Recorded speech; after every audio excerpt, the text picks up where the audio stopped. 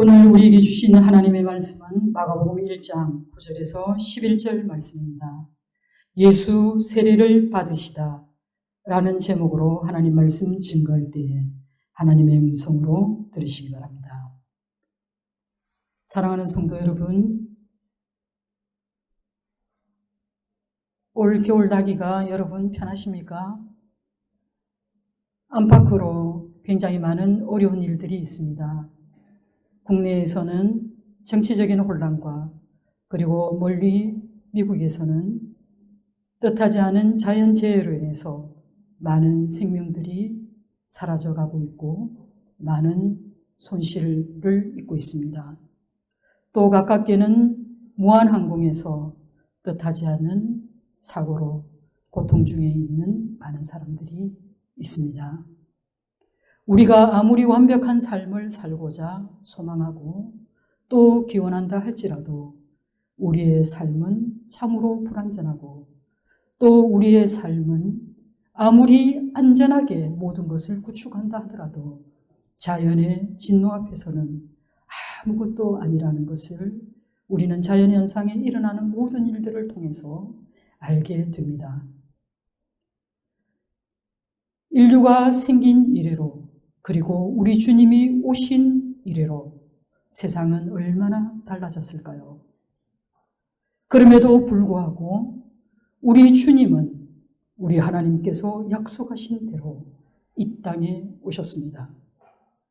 그가 이 땅에 오셔서 하셨던 일이 무엇인지 그리고 그의 삶을 통해서 그가 우리에게 보여주고자 했던 것은 무엇인지 오늘 이 시간 우리는 예수님의 수세를 통해서 살펴보고자 합니다. 마가복음의 시작은 하나님의 아들 예수 그리스도의 복음의 시작이라는 선포에서 시작됩니다. 이 선포의 말씀은 태초에 하나님이 천지를 창조하시니라는 창세기 1장의 선언과 마찬가지의 가장 위대한 선언입니다. 우리 주님은 하나님 나라의 복음을 전해주기 위해서 이 땅에 오신 분이시고 이분 자체가 바로 복음이십니다. 마가는 마가복음 1장 7절에서 8절에 요한의 선포를 통해서 오실 분에 관해 언급하고 난 뒤에 곧이어 9절에서 우리 주님을 소개하고 있습니다. 예수님의 오심은 오실 분에 관한 세례 요한의 예언의 성취입니다. 유대인들이 선지자로 여긴 세례 요한보다 예수께서 더 크신 분이시고 또 그분이 성령으로 세례를 주실 분이라고 소개하고 있는 것을 통해서 유대인들의 예수님에 대한 기대는 참으로 클 수밖에 없었을 것입니다.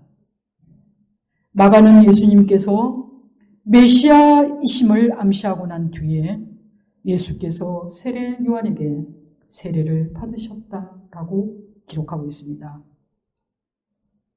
여기서 우리가 주목해야 할 것은 분명히 예수님이 세례 요한보다 더 크신 분임에도 불구하고 그리고 세례가 의미하는 것은 죄를 정화시키는 그런 의식인데 어째서 예수님이 죄를 정화하는 그 물세례를 받으셨는가라는 사실입니다. 그렇다면 예수님 역시 죄인인가? 라는 의문을 가질 수도 있습니다. 예수님은 원래 죄가 없으신 분이시지만 그러나 우리 주님은 인류를 구원하실 구원자이심에도 불구하고 죄사함을 받게 하는 이 회개의 세례를 받으셨습니다. 왜 그렇게 하셨을까요? 예수님의 세례에 대해서 신학자 키너는 하나님으로서 모든 인류의 세례를 베푸실 권세가 있는 분이 다른 사람들의 죄와 수치를 품기 위해서 자신의 정당한 하늘 권리를 포기하신 것이다 라고 우리에게 설명해 주고 있습니다. 우리를 구원하시기 위해서 예수님께서 스스로 우리 죄인들과 동등한 자리로 오셨다는 사실입니다. 예수님 스스로가 죄인들의 저주받은 그 운명과 자신을 한때 묶으셨다는 그런 뜻이 됩니다. 예수님은 자신의 두 어깨에 세상 사람들의 그 무거운 죄가 얹어져 있다라는 것을 스스로 인식하셨다는 사실입니다. 이 모습을 바라본 요한은 보라 세상 죄를 지고 가는 하나님의 어린 양이로다 라는 말씀에서도 증거되고 있습니다. 마가복음의 핵심은요, 십자가에 박히신 예수께서 그가 곧 하나님의 아들, 즉 메시아라는 사실을 우리에게 증거해주고 있습니다. 예수님께서 요한에게 받은 이 세례는요, 죄사함을 목적으로 하고 있기 때문에 신학자 레인이 지적한 것처럼 이 세례는 예수님의 고난과 연관되어 있다는 사실입니다.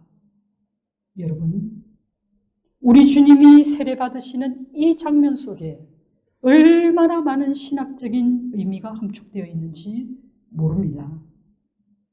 예수님께서 요한에게 회개의 세례를 받으셨다라는 이것은, 여러분, 요한의 세계는요, 우리의 죄를 드러나 보이게 하는 세례입니다. 그렇다고 해서 요한에게 세례를 받는 이 자체가 죄사함을 받는 것은 아닙니다. 요한의 세례를 받으신 이것은 대속의 고난을 염두에 두시고 우리 주님께서도 자신을 죄인들과 동일시 하셨다는 것입니다. 예수께서 요한에게 세례를 받으셨다는 것, 그것은 바로 우리의 삶을 외면하지 아니하시고 그분도 우리와 동일한 인성으로서 우리와 함께 거하셨다라는 말씀입니다. 마가복음에서 이 대속이라는 주제는 매우 중요한 신학적인 주제입니다. 그렇지만 마가는 메시아이신 예수께서 요한에게 어떻게 제사함을 받는 세례를 받을 수 있는가에 대한 질문에 아무런 대답도 해주지 않습니다.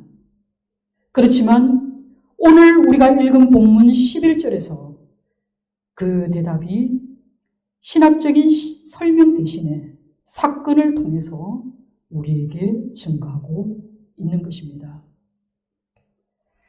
예수께서 공생애를 시작하시기 전에 먼저 요단강에서 세례 요한에게 세례를 받았습니다. 이와 같은 사실은 공감복음에서 다 기록되어 있지만 그 기록의 내용을 찬찬히 살펴보면 조금씩 다르게 전해지고 있다는 사실입니다. 마가복음은 마태복음과 요한복음이 왜 예수님이 세례를 받으려고 하셨는지에 대한 설명을 생략하고 있고 단순한 사건으로만 기록하고 있는데요. 이 공간복음 세 군데서 동일하게 나타나는 그 공통점은 바로 예수님이 세례를 받으셨을 때 일어난 현상입니다. 첫 번째는 하늘이 갈라졌다는 것입니다. 두 번째는 성령이 내려오셨다는 것입니다. 세 번째는 하늘에서 어떤 소리가 들려왔다고 증거하고 있습니다. 첫 번째 현상은 바로 예수님이 요단강에 잠겼다가 올라온 순간에 하늘이 갈라졌다라는 것입니다. 여러분, 하늘이 갈라졌다라는 이 표현이 마가복음에서 또 기록되어 있습니다. 그것은요, 마가복음 15장 38절에 성소의 휘장이 찢어졌다라는 것에서 알 수 있습니다. 여러분, 저는 마가복음을 상당히 좋아하는데요. 물론 다른 복음서보다 마가복음을 더 좋아하는 이유는 마가복음이 최초의 복음서인 것도 있지만 그 마가복음에 기록되어 있는 역동성입니다.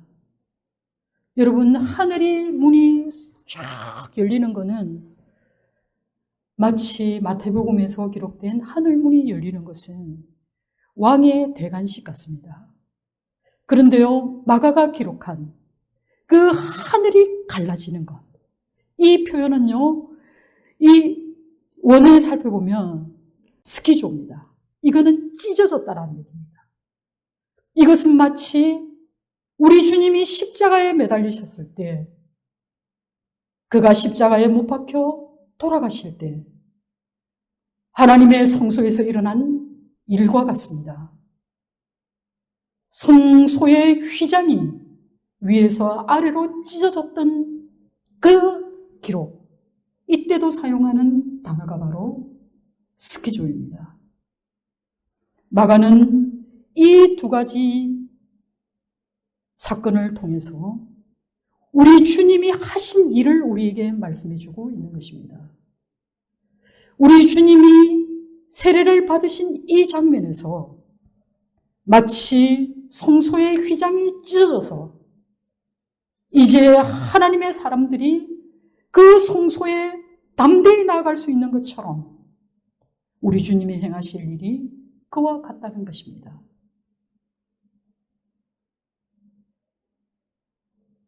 예수께서 세례를 받으셨을 때 성령이 비둘기같이 자기에게 내려오는 것을 보셨습니다.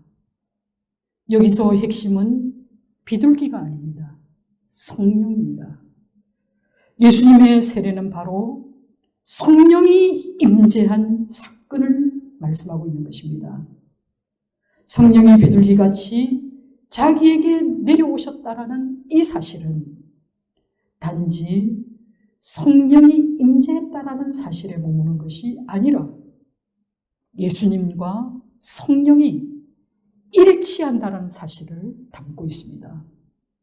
사랑하는 성도 여러분, 우리들이 세례를 받을 때에요, 말 그대로 성령이 우리와 함께 하십니다.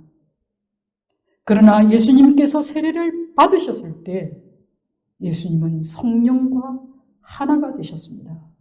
여러분, 성령이 무엇입니까? 성령은 바로 하나님 아버지의 영이시며 동시에 예수 그리스도의 영이십니다. 성령은 하나님 아버지나 예수 그리스도보다 한 수 아래에 있는 그런 분이 아닙니다. 성령은 바로 영으로 계시는 우리 하나님이십니다.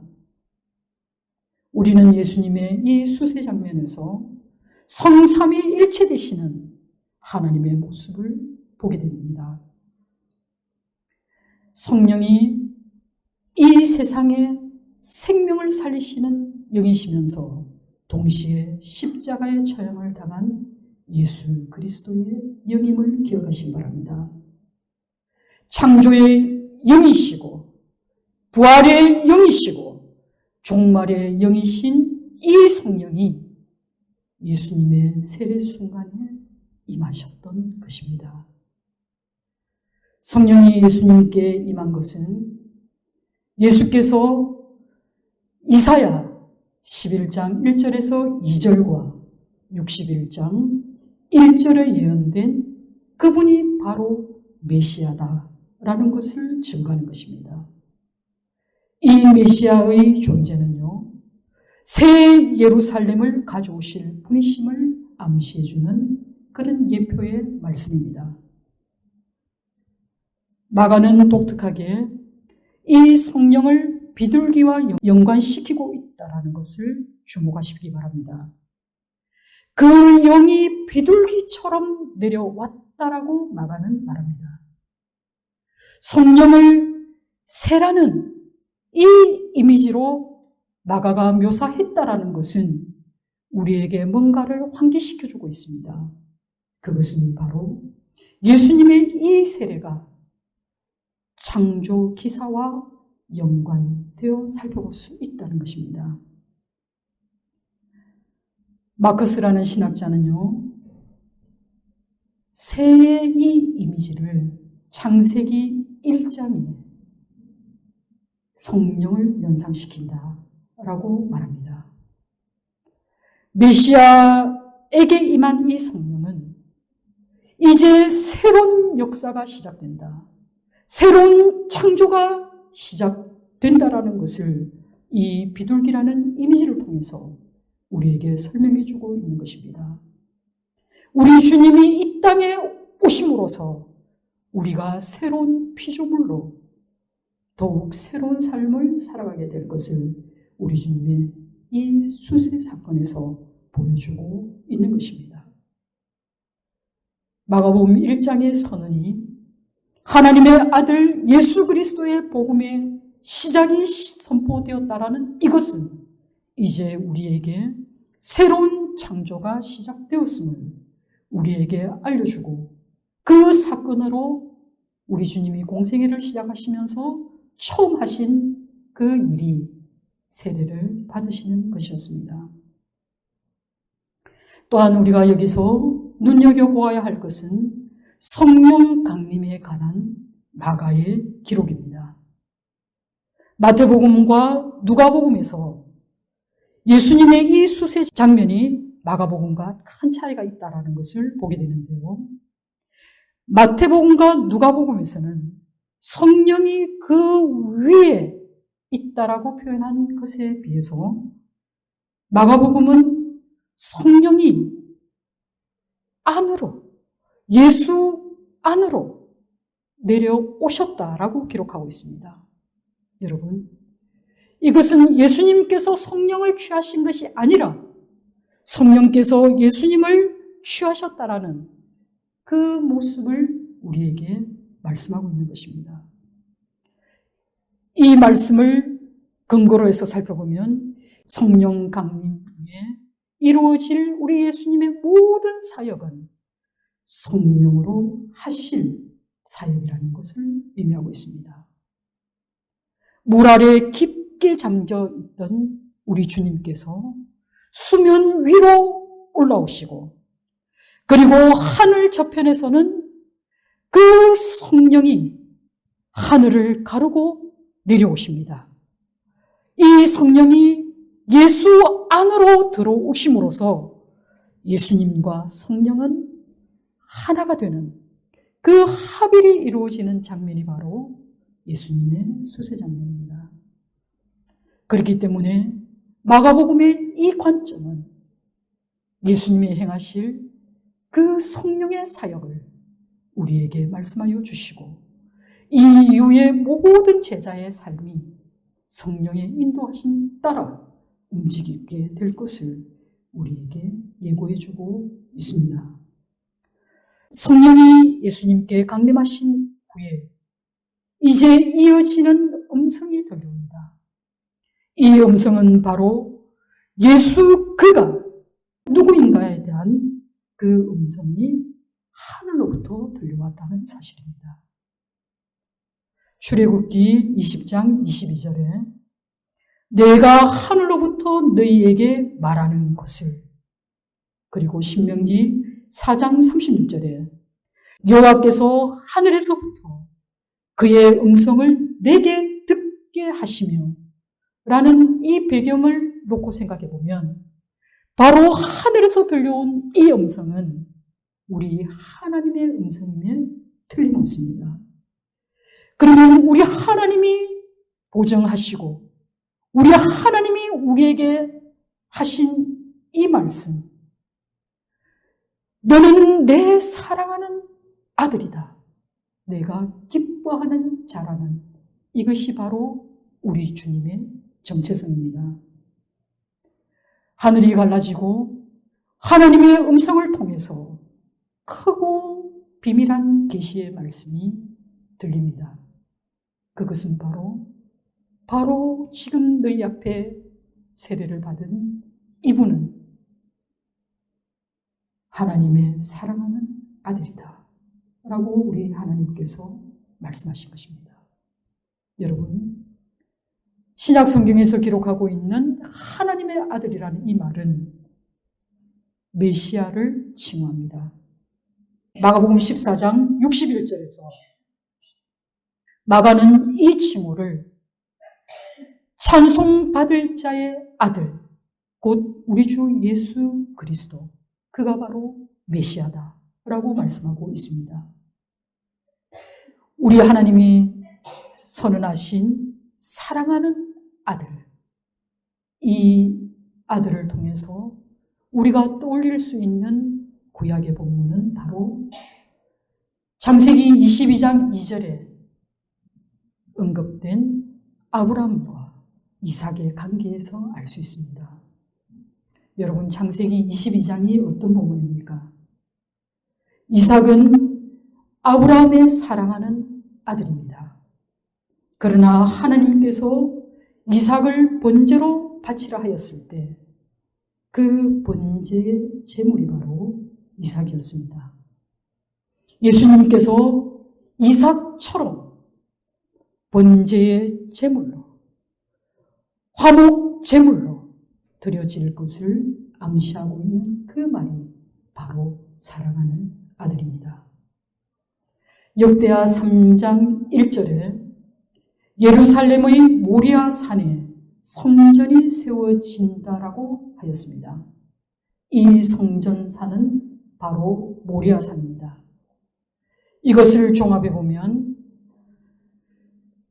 번제 나무를 지고 모리아 산을 향해 간 그 이삭이 바로 예루살렘에서 나무에 매달려 돌아가신 그 예수님, 마침내 죽임당할 예수님에 대한 그 예표를 오늘 이 사랑하는 아들이라는 표현에서 우리는 찾아볼 수 있습니다. 마가복음 1장 11절, 나의 사랑하는 아들이라는 이 표현은요, 좀 더 살펴보면 예레미야 31장 21절에 에브라임은 나의 사랑하는 아들, 기뻐하는 자식이 아니냐라는 말씀과 긴밀하게 연관되어 있다는 걸 알게 됩니다. 에브라임은 이스라엘에 대한 또 다른 말입니다. 이 본문은 이스라엘이 새 예루살렘을 경험하게 되리라는 약속의 말씀이고 또 새 언약을 세우시리라는 그런 말씀입니다. 다시 말하면 새 예루살렘으로 대표되는 이 예수께서 사랑하는 아들이고 하나님께서 기뻐하시는 그런 자라는 말씀입니다. 기뻐하신다라는 이 말씀, 우리 하나님이 기뻐하셨다는 이 말씀에 떠오르는 본문이 혹시 있습니까? 창세기 1장의 말씀입니다. 우리 하나님이 천지를 창조하시고 난 뒤에 기뻐하셨다는 표현 중에서 오늘 이 본문의 말씀은 창세기 1장 31절에 이제 모든 것을 다 창조하신 뒤에 우리 주님께서 심히 좋았더라 라는 표현과 같은 그런 의미를 담고 있습니다. 우리 주님을 통해서 이루어질 새로운 창조의 질서, 그리고 새 언약 백성들이 일어나게 될 그 나라, 그 시대가 도래하였음을 이 마가복음 1장에 우리 주님의 수세 장면에서 다 담아내고 있는데요. 그런데 여기서 우리가 기억해야 할 이 기뻐하다라는 말씀과 긴밀한 구약의 말씀이 바로 이사야 42장 1절의 말씀입니다. 여기에 표현된 그 하나님이 기뻐하시는 자, 곧 여호와의 종과 관련되어 있는 표현입니다. 예수님을 통해서 하나님은 새 창조인 새로운 출애굽을 시작하셨고 그 일을 기뻐하셨습니다.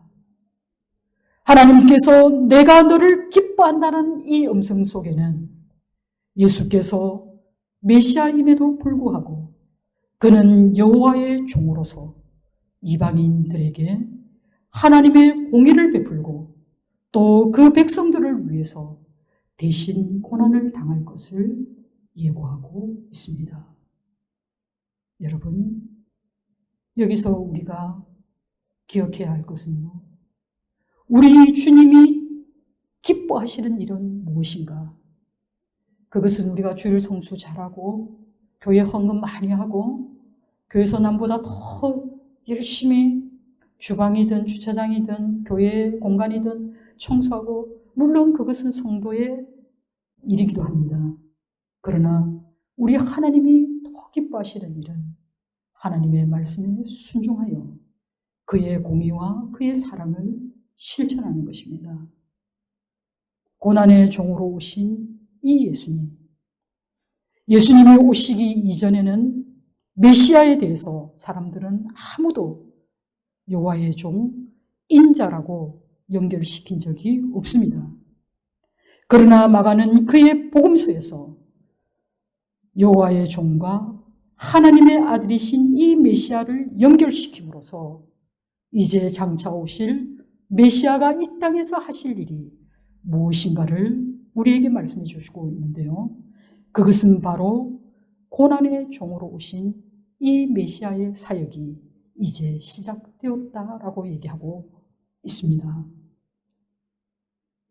사랑하는 성도 여러분, 우리는 예수님의 이 수세 장면에서 우리가 보게 되는 것은 예수 그리스도의 십자가가 아니면, 그리고 그가 부활하신 예수 그리스도가 아니면 우리가 믿는 이 모든 복음은 헛것입니다.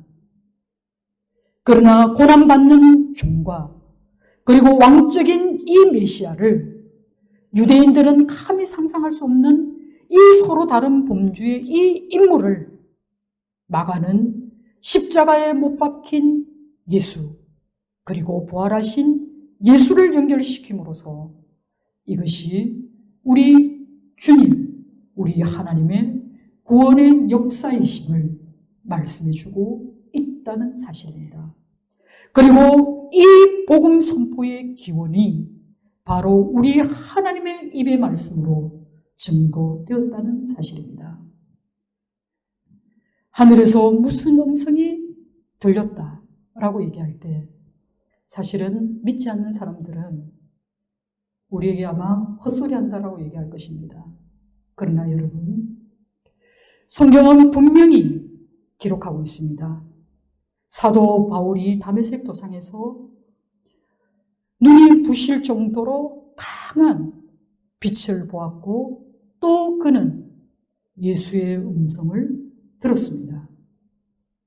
구약 성경에 등장하는 많은 족장들, 그리고 모세도 여호수아도 사사들도 그리고 많은 예언자들이 하나님의 음성을 직접 들었습니다. 그러면 우리 주님께서 오늘 내게 말씀해 주실 수 있을까요? 있습니다.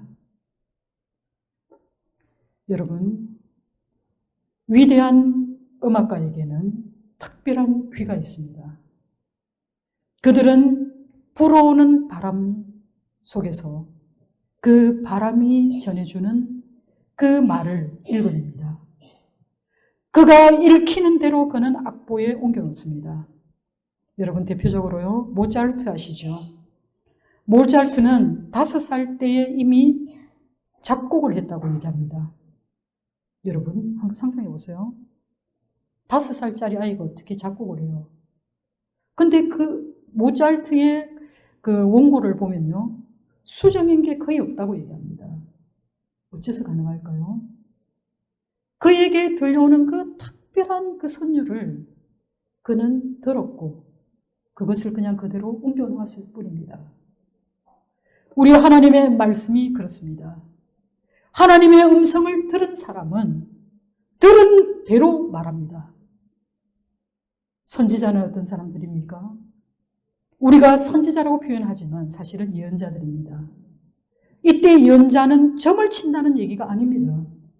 이때 예는 우리가 은행에 예금하듯이 맡기는 겁니다. 예언자는 말 그대로 하나님의 말씀을 맡은 자들입니다.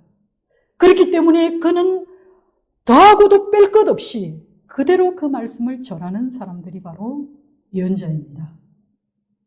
우리 주님을 사람들이 예언자로 보았습니다.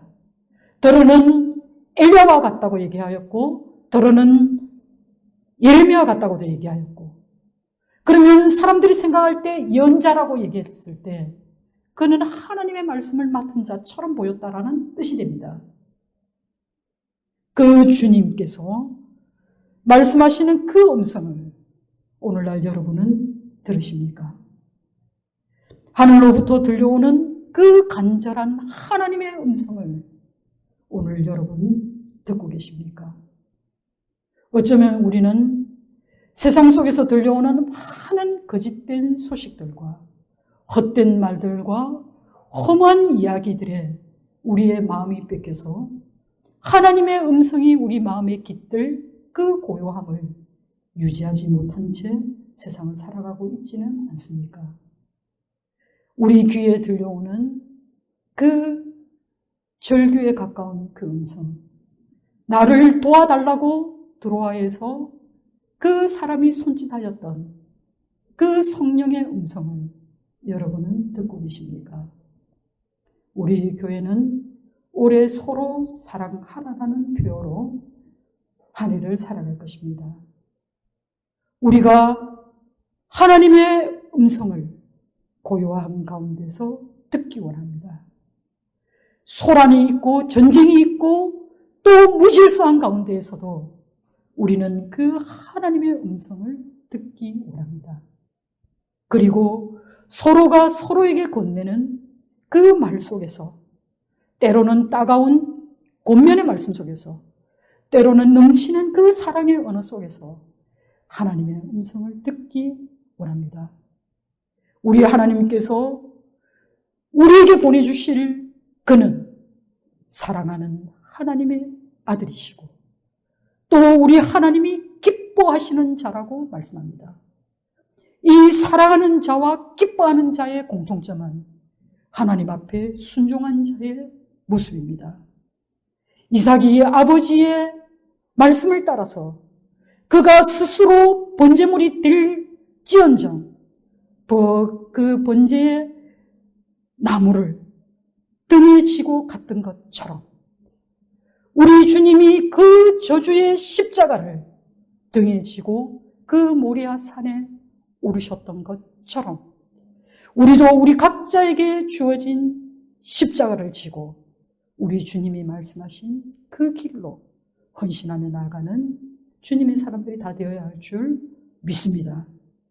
우리가 주님의 말씀에 순종할 때 우리 하나님은 천지를 창조하셨던 그 기쁨을 이기지 못하시고 표현하셨던 것처럼 심히 보기에 좋았더라 라고 말씀하신 것과 같이 우리의 삶을 그토록 칭찬해 주실 줄 믿습니다. 우리는 누구나 다 요단강을 건너갈 것입니다. 요단강에 대해서 설명할 때 이방인들은 인간은 죽으면 레테의 강을 건넌다 라고 얘기합니다. 레테의 강, 망각의 강입니다.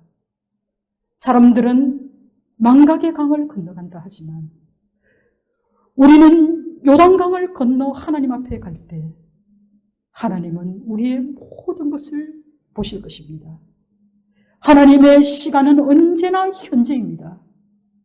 우리에게는 과거, 현재, 미래가 공존하고 있지만 우리 하나님께서는 어제도 오늘이고 내일도 오늘입니다. 그렇기 때문에 우리는 미래를 바라보고 살고 있지만 언제나 오늘을 살아가는 여러분이 되시기 바랍니다. 오늘이 가장 소중한 우리의 한 날이고 오늘 하루를 통해서 우리 하나님이 영광 받으실 줄 믿습니다.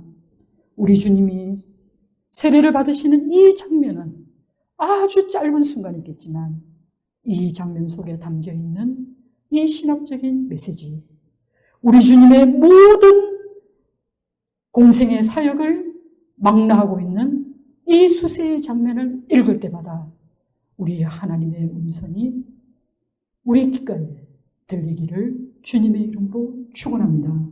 기도하겠습니다.